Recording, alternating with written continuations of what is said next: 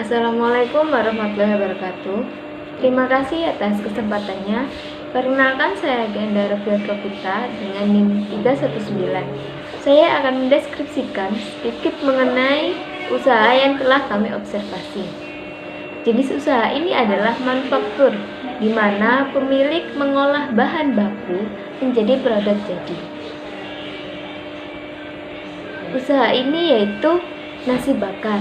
Nama pemilik usaha ini adalah Ibu Yayu, sehingga usaha ini bernama Nasi Bakar Ibu Yayu. Ibu Yayu mendirikan usaha ini sejak bulan November tahun 2019. Bu Yayu memilih membuat nasi bakar dikarenakan keluarga kecilnya sangat menyukai nasi bakar. Selain itu, di salah satu rumah milik saudaranya, tepatnya di daerah Sarirogo, tidak ada orang yang menjual nasi bakar.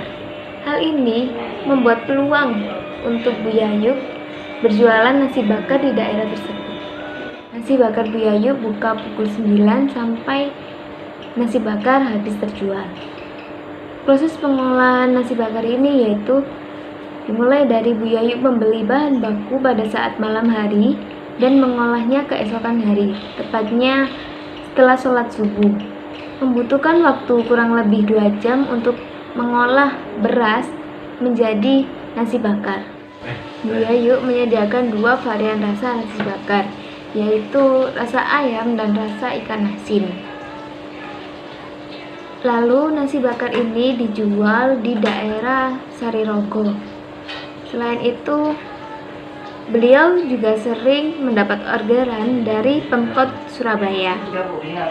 Namun karena pandemi saat ini membuat Bu Yayu hanya menjual di daerah Sarirogo. Bu Yayu berjualan tidak hanya seorang, melainkan dibantu oleh anaknya atau saudaranya. Tetapi biaya tenaga kerja dihitung sebagai biaya implisit. Target pasarnya adalah masyarakat menengah ke bawah. Oleh karena itu, harga nasi bakar per bungkusnya cukup murah, yaitu 9.000. Bu Yayu bermodal 100.000 per harinya, menghasilkan 15 bungkus nasi bakar. Adapun klasifikasi biaya lainnya akan dijelaskan oleh rekan saya selanjutnya. Terima kasih. Assalamualaikum warahmatullahi wabarakatuh. Perkenalkan, nama saya Liva Aulia Ramawati dengan NIM 2020-240478. Di sini saya akan menjelaskan tentang identifikasi biaya sesuai dengan survei UMKM yang sudah kelompok kami lakukan. Di sini terdapat biaya produksi meliputi pembelian ayam setengah kilo dengan harga 15.000, pembelian bumbu seharga 50.000, pembelian ikan asin setengah ons seharga 7.000, pembelian daun pisang seharga 5.000, pembelian gas seharga 8,5, dan pembelian beras seharga 16.500. Di total biaya produksi tersebut ada 87.000. Biaya selanjutnya ada biaya yang dikeluarkan. Yang pertama ada utilitas sebesar 180.000, yang kedua ada penyusutan peralatan sebesar 200.000, kemudian utang bank sebesar 300.000, dan yang terakhir ada penyusutan bangunan sebesar 100.000. Kemudian di total mulai dari utilitas sampai penyusutan bangunan sebesar 780.000.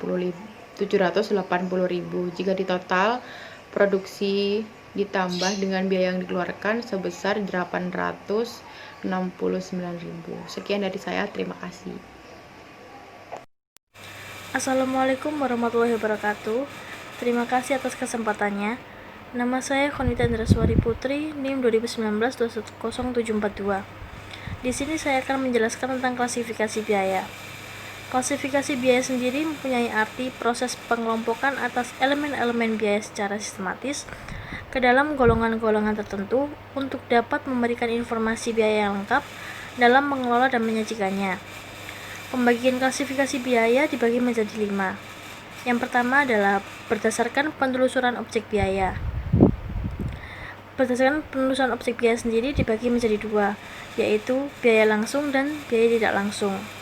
Yang kedua adalah berdasarkan perilaku biaya. Dibagi lagi menjadi 3, yaitu biaya variabel, biaya tetap, dan biaya semi variabel. Lalu yang ketiga adalah berdasarkan biaya menurut fungsi. Berdasarkan biaya menurut fungsi dibagi lagi menjadi 3, biaya manufaktur, biaya penjualan, dan biaya administrasi. Yang terakhir adalah berdasarkan konsep pendekatan variabel. Di sini, biaya juga dibagi menjadi 2, yaitu biaya produk dan biaya periodik. Terima kasih, selanjutnya akan dijelaskan oleh rekan saya. Baik, terima kasih atas kesempatannya. Perkenalkan, nama saya Cindy Pramtasari dengan NIM 2019-210735. Di sini saya akan menjelaskan tentang klasifikasi biaya berdasarkan survei UMKM dari kelompok kami. Yang pertama adalah klasifikasi biaya berdasar penelusuran ke objek biaya. Itu ada 2, yang pertama adalah biaya langsung dan biaya tidak langsung. Untuk biaya langsung itu sendiri adalah biaya yang mudah ditelusuri. Yang kedua adalah biaya tidak langsung atau ada biaya yang sulit untuk ditelusuri. Kemudian yang kedua itu adalah berdasarkan perilaku biaya. Dibagi menjadi 3, yang pertama adalah biaya variabel, yang kedua adalah biaya tetap, dan yang ketiga adalah biaya semi variabel.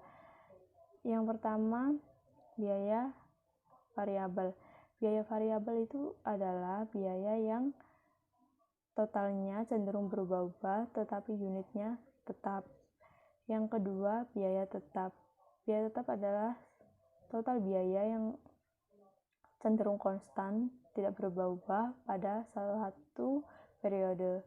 Yang ketiga adalah biaya semi variabel. Biaya yang memuat biaya tetap dan biaya variabel. Untuk dari data kami yang termasuk biaya langsung dan biaya variabel itu adalah ayam, ikan asin, daun, beras, gas, dan biaya utilitas. Sedangkan untuk biaya tetap itu sendiri adalah utang bank. Selanjutnya, biaya tidak langsung dan biaya variabel. Itu adalah penyusutan bangunan dan penyusutan peralatan. Selanjutnya akan dijelaskan oleh rekan saya. Terima kasih. Assalamualaikum warahmatullahi wabarakatuh. Perkenalkan, nama saya Dewi Fadila Sani, NIM 2020-240473. Hari ini saya akan menjelaskan tentang bagian saya, yaitu laporan laba rugi.